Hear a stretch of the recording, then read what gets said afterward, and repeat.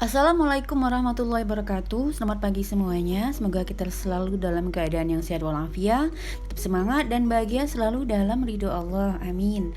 Hari ini kita akan melanjutkan belajar materi bab peluang tentang submaterinya, yaitu peluang teoretik. Dengan tujuan pembelajarannya yaitu yang pertama, menentukan peluang teoretik dari suatu kejadian percobaan. Kedua, menentukan komplement dari suatu kejadian percobaan. Dan yang ketiga, menentukan frekuensi harapan dari suatu percobaan. Kita langsung masuk ke materinya, yaitu peluang teoretik dikenal dengan nama lain yaitu peluang klasik atau memang peluang yang sebenarnya. Peluang teoretik adalah rasio dari hasil yang dimaksud dengan semua hasil yang mungkin dari suatu percobaan tunggal. Jadi kalau dibandingkan dengan peluang empiris yang kemarin yang sudah kita bahas, bahwa peluang teoretik ini adalah membandingkan antara suatu kejadian yang mungkin dari suatu percobaan dengan semua hasil yang mungkin dari percobaan yang tunggal. Nah, kita bisa melihat rumus seperti yang sebelumnya, bahwa untuk peluang teoretik kejadian A dirumuskan sebagai berikut, yaitu peluang kejadian A disingkat dengan P dalam kurung A besar sama dengan N A dibagi dengan NS, dengan syarat bahwa NA itu adalah banyak titik sampel kejadian A dan NS itu adalah semua titik sampel pada ruang sampel kejadian yang mungkin. Nah, biar lebih jelas kita perhatikan contoh yang ada di sini. Perhatikan pada percobaan melempar sebuah dadu, kalian ingat lagi bahwa dadu itu adalah benda persegi yang bersisi 6 yang ruang ada angka di setiap sisinya yang merupakan bilangan asli mulai dari 1, 2, 3, 4, 5, 6. Nah, di sini berarti jumlah dari semua ruang sampelnya ada sebanyak 6. Nah, di sini untuk menentukan peluang dari masing-masing angka kalau dilempar dalam satu percobaan, satu kali melempar sebuah dadu, maka peluang setiap kejadian itu senilai dengan P A sama dengan NA per NS seperti yang dirumuskan sebelumnya. Nah, di sini dimisalkan yang pertama. Kita lihat contoh yang A di sini adalah kejadian muncul mata dadu angka 1. Kalian perhatikan dari ruang sampelnya angka 1 hanya ada 1, berarti peluang kejadian muncul dadu bernilai 1 adalah 1 per 6. Jadi satu kejadiannya dibandingkan dengan ruang sampel semuanya, yaitu ada 6. Oke, kita lihat yang B, kejadian muncul mata dadu angka 5. Jadi sama seperti yang A tadi, bahwa kejadian muncul mata dadu angka 5 itu hanya ada satu kejadian yang mungkin. Kemudian bandingkan dengan kejadian semua sampel yang ada, yaitu jadi 1 per 6. Jadi nilai masing-masing angka itu senilai dengan 1 per 6. Oke, kita lihat yang C di sini, contoh kejadian muncul mata dadu bilangan genap. Oke, perhatikan di sini bilangan genap pada ruang sampelnya ada 3, yaitu angka 2, 4, dan 6. Ada 3 titik sampelnya, maka bandingkan dengan ruang sampelnya, kita dapatkan perbandingan atau rasionya yaitu 3 kejadian yang mungkin dibandingkan dengan seluruh ruang sampelnya 6. Jadi kita sederhanakan 3 per 6 menjadi 1 per 2 atau 0,5. Kita lihat contoh yang D. Kejadian muncul mata dadu 8. Oke, di sini kalian tahu bahwa tidak akan muncul angka 8 karena tidak ada di ruang titik sampelnya, di ruang sampelnya. Jadi di sini kita dapatkan angka perbandingan rasionya yaitu 0 per 6. Jadi kejadian itu adalah suatu yang mustahil senilai dengan 0. Kita lihat contoh yang E, kejadian muncul kurang dari 7. Oke, di sini kalian tahu angka kurang dari 7 1 sudah sampai 6, maka kejadiannya senilai dengan bahwa peluang kejadian muncul angka kurang dari 7 atau P dalam kurung E itu senilai dengan 6 per 6 karena banyak angkanya, titik sampelnya yang mungkin itu adalah 6. Jadi kita bandingkan 6 dengan ruang sampelnya 6, kita dapatkan angka di sini adalah 1. Jadi ini adalah merupakan suatu hal yang pasti ya. Ingat kembali pelajaran sebelumnya. Kita lihat yang F di sini, kejadian muncul bilangan prima. Oke, kita lihat, ingat kembali dalam ruang sampel ini bilangan prima apa saja, yaitu 2, 3, 5 dan seterusnya. Jadi di sini titik sampel kejadian kejadian muncul bilangan prima yaitu ada sebanyak 3 buah. Jadi peluang kejadian F itu sama dengan 3/6, yaitu 1/2. Ya, kita lanjut ke contoh berikutnya. Nomor 2, perhatikan. Sebuah kantong berisi 5 kelereng merah, 6 kuning, dan 9 kelereng hijau. Sebuah kelereng diambil dari kantong tersebut. Peluang terambil kelereng kuning adalah, di sini diketahui, jadi ruang sampelnya atau jumlah kelerengnya itu adalah tambahkan semua kelereng yang ada, 5 ditambah 6 ditambah 9, kita dapatkan NS-nya adalah 20. Nah, jumlah kelereng kuning adalah 6.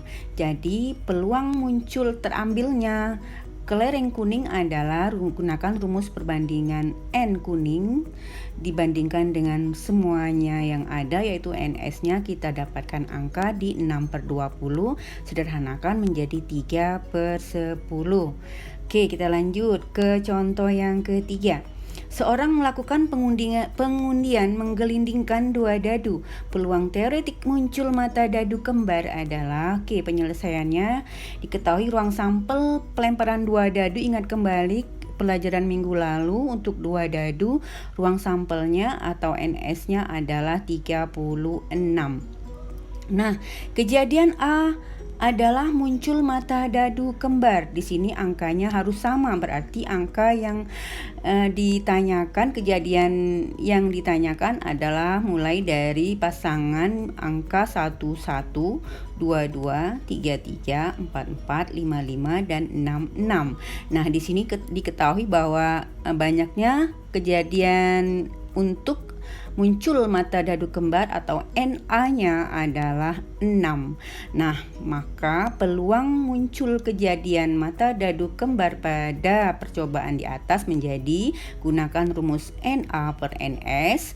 Kita substitusikan angkanya menjadi 6/36, sederhanakan menjadi 1/6. Kita lanjut soal nomor 4. Berikut ini terdapat 11 koin yang bertuliskan bilangan-bilangan seperti yang ada pada gambar. Nah, Dedi mengambil suatu koin tanpa melihat. Berapakah peluang Dedi mendapatkan koin yang bertuliskan bilangan kelipatan 3? Ini contoh soal TIMSS tahun 1999. Perhatikan di sini bagaimana penyelesaiannya. Diketahui dari ruang sampel yang ada, angka yang tertera di sana adalah 2, 3, 5, 6, 8, 10, 11, 12, 14, 18, 20. Berarti di sini ada sebanyak 11 angka, menjadi NS-nya adalah 11. Nah, kita misalkan kejadian muncul koin kelipatan 3, kalian harus mengingat kembali angka kelipatan 3 mulai dari 3. Di sini ada 6, ada 12. Selanjutnya yang terakhir adalah 18. Jadi banyaknya kejadian muncul koin kelipatan 3 itu NA-nya ada sebanyak 4 titik sampelnya, ya. Maka peluang kejadian muncul koin kelipatan 3 menjadi PA sama dengan NA/NS. Kita substitusikan angkanya menjadi 4/11. Kita lanjut ke contoh nomor 5. Di sini ada seperangkat kartu bridge, diambil sebuah kartu secara acak. Nah, berapa peluang terambilnya kartu as? Bagaimana penyelesaiannya? Perhatikan, untuk satu perangkat kartu bridge itu NS-nya atau jumlah semua ruang sampelnya adalah 52. Nah, di sini ada 4 buah kartu as seperti yang ada pada gambar ini. Nah, untuk peluang terambilnya kartu as pada seperangkat kartu bridge itu adalah, di sini diketahui NA-nya 4 dan NS-nya adalah 52. Kita substitusikan ke rumus peluang kejadian A itu sama dengan NA/NS. Kita dapatkan angka rasio perbandingannya yaitu 4/52. Jadi sederhanakan menjadi 1/13. Kita lanjut ke di sini contoh nomor 6. Tiga uang logam dilempar bersamaan sekali. Peluang muncul dua sisi gambar adalah, oke, bagaimana penyelesaiannya? Diketahui ruang sampel untuk pelemparan tiga uang logam. Kita misalkan bahwa A itu angka dan G itu gambar, maka ruang sampel yang ada yaitu dalam kurung di sini untuk yang pertama AAA, kemudian AAG, AGA, AGG, GAG, GAA, GGA, dan terakhir GGG. Di sini kalau kalian hitung ruang sampel yang ada berjumlah yaitu NS-nya 8. Nah, A adalah kejadian muncul dua sisi gambar dari ruang sampel yang ada. Kalian harus melihat yang mana yang terdiri dari dua sisi gambar. Kita dapatkan di sini untuk titik sampel kejadian A yaitu di AGG, GAG, dan GGA. Kita dapatkan untuk titik sampel kejadian A ini ada sebanyak 3. Nah, jadi peluang muncul kejadian A yang dimaksudkan yaitu gunakan rumus perbandingan lagi, NA per NS, substitusikan angkanya menjadi 3/8. Jadi inilah nilai peluang kejadian A. Kita lanjut nomor 7. Sebuah dadu dan sebuah uang logam dilempar bersamaan sekali.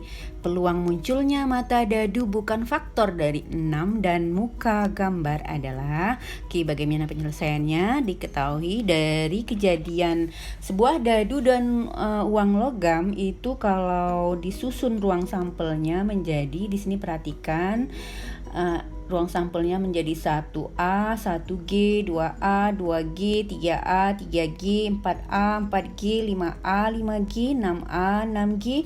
Selanjutnya kita hitung bahwa jumlah ruang sampelnya menjadi 12 ya. Bisa kalian langsung kalikan 6 untuk mata dadu dan 2 untuk sisi gambar. Kita dapatkan angka ruang sampelnya di 12. Nah, A kejadian muncul bukan faktor dari 6 dan muka gambar. Kita harus memilihnya, melihat bahwa untuk kejadian A hanya ada pada titik sampel 4G dan 5G karena dua angka ini bukan merupakan faktor dari 6.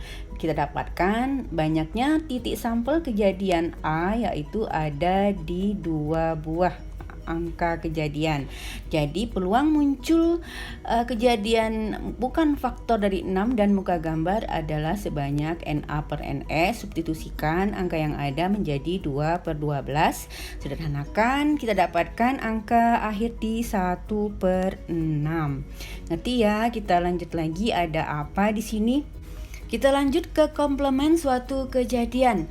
Nah, komplement kejadian A adalah kejadian yang bukan A atau bukan kejadian A. Nah, hubungannya dengan kejadian A adalah bahwa jika peluang A ditambah peluang kejadian bukan A itu nilainya harus sama dengan 1. Atau kalau ditanyakan peluang kejadian bukan A itu nilainya sama dengan 1 dikurang peluang kejadian A. Nah, biar lebih jelas kita perhatikan contohnya di sini. 2 dadu dilempar bersamaan. Tentukan peluang muncul dadu pertama bukan bermata 3. Oke, penyelesaiannya bagaimana? Bahwa diketahui A kejadian muncul dadu pertama bermata 3 adalah kalian harus menyusunnya menjadi di sini titik sampelnya ada sebanyak 6 yaitu 31, 32, 33, 34, 35 dan 36. Nah, sebanyak NA menjadi ada 6 buah. Ruang sampel 2 dadu ingat kembali yaitu NS-nya adalah 36. Jadi peluang kejadian muncul dadu pertama bermata 3 adalah di sini PA kejadiannya sama dengan 6/36. Kita dapatkan angka akhir di 1/6. Nah, jadi peluang muncul dadu pertama bukan bermata 3. Jadi di sini P bukan A itu nilainya adalah 1 dikurang 1/6. Kita dapatkan angka akhir di 5/6. Nanti ya kita lanjut ke berikutnya ada apa di sini frekuensi harapan. Nah, frekuensi harapan ini adalah banyaknya kejadian yang diharapkan dalam satu percobaan. Di sini disimbolkan dengan F H dalam kurung A kejadian A, dan dirumuskan sebagai berikut bahwa frekuensi harapan kejadian A itu adalah sama nilainya dengan peluang kejadian A dikali dengan N. N itu adalah banyaknya percobaan yang dilakukan. Nah, di sini dicontohkan nomor 1. Sebuah dadu dilemparkan 300 kali. Tentukan frekuensi harapan muncul mata dadu bilangan ganjil. Nah, penyelesaiannya bagaimana? Dari keterangan di atas diketahui peluang kejadian A atau muncul mata dadu bilangan ganjil. Kalian ingat kembali di sini bahwa ada 3 angka di situ bilangan ganjil, yaitu 1, 3, dan 5. Jadi NA-nya ada 3 per ruang sampelnya 6, maka PA-nya adalah setengah. Jadi 3/6 itu sederhanakan menjadi setengah. Nah, frekuensi harapannya dengan N 300 kali, maka kita dapatkan nilai akhir untuk frekuensi harapan kejadian A yaitu setengah dikali 300, yaitu 150. Jadi ini adalah frekuensi harapan muncul mata dadu bilangan ganjil jika percobaannya dilakukan sebanyak 300 kali. Kita lanjutkan di contoh yang kedua. Dadu hitam dan putih digelindingkan secara bersama-sama 36 kali. Nah, frekuensi harapan muncul mata dadu berjumlah 6 adalah... Oke, bagaimana penyelesaiannya? Diketahui dari cerita di atas banyaknya percobaan yaitu N sama dengan 36. Nah, ingat kembali ruang sampel 2 buah dadu yang dilemparkan bersamaan itu NS-nya adalah 36. Nah, A itu adalah kejadian jumlah dadu bernilai 6. Kalian harus mengingat kembali pasangan bilangan yang berjumlah 6. Kita dapatkan NA-nya yaitu 1 dan 5, 2 dan 4, 3 dan 3, 4 dan 2, kemudian yang terakhir 5 dan 1. Di sini perhatikan NA atau banyaknya kejadian titik kejadian A yaitu ada sebanyak 5. Jadi peluang muncul kejadian A di sini adalah 5/36. Selanjutnya kita bisa menjawab. Jadi frekuensi harapan muncul mata dadu berjumlah 6 yaitu adalah gunakan rumus FHA itu sama nilainya dengan peluang kejadian A dikali dengan banyaknya percobaan yang dilakukan menjadi 5/36 dikali lagi dengan 36. Kita dapatkan angka akhir ya untuk frekuensi harapan kejadian A yaitu 5. Kita lanjut contoh nomor 3. Di sini suatu perusahaan asuransi memperkirakan bahwa besar kemungkinan supir mengalami kecelakaan dalam 1 tahun adalah 0,15. Nah, dari 500 orang supir, berapa orangkah yang diperkirakan mengalami kecelakaan dalam 1 tahun? Oke, di sini bagaimana penyelesaiannya? Bahwa banyak supir yang mengalami kecelakaan dalam 1 tahun itu adalah peluang kecelakaan yang ada dikali dengan banyak supir. Nah, kita substitusikan angkanya di sini menjadi 0,15 dikali dengan 500. Kita dapatkan angka yaitu nanti diperkirakan sebanyak ada 75 orang supir yang akan mengalami kecelakaan. Selanjutnya contoh yang terakhir di sini nomor 4. Perhatikan frekuensi harapan muncul bilangan prima yang kurang dari 5 pada pelemparan sebuah dadu adalah 78. Berapa kalikah percobaan itu dilakukan? Oke, ini soalnya dibalik ya. Oke, bagaimana penyelesaiannya? Perhatikan di sini diketahui bahwa frekuensi harapannya sudah diketahui yaitu nilainya 78. Nah, banyaknya NS untuk satu buah dadu yaitu kalian tahu yaitu ruang sampelnya ada sebanyak 6. Nah, kejadian muncul bilangan prima yang kurang dari 5 atau NA-nya kalian ingat kembali bilangan prima yang kurang dari 5 yaitu ada 2 yaitu angka 2 dan 3. Nah, berarti NA di sini adalah 2. Maka peluang kejadian A yang muncul bilangan prima yang kurang dari 5 yaitu 2/6. Kita sederhanakan menjadi 1/3. Nah, dari keterangan yang ada kita buat persamaan menjadi bahwa frekuensi harapan itu nilainya adalah peluang kejadian A dikali dengan N, maka di sini nilainya substitusikan menjadi 78. Kita dapatkan angka sepertiga dikali N itu sama dengan 78. Selanjutnya nilai N adalah 78 dikali 3, yaitu 234. Jadi banyak lemparannya yang dilakukan pada percobaan di atas adalah 234 kali. Oke, demikianlah pembelajaran kita kali ini. Semoga bermanfaat. Silakan disimak ulang untuk yang belum paham. Tugas dan latihannya ada pada layarnya. Selamat belajar, semoga sukses. Terima kasih. Wassalamualaikum warahmatullahi wabarakatuh.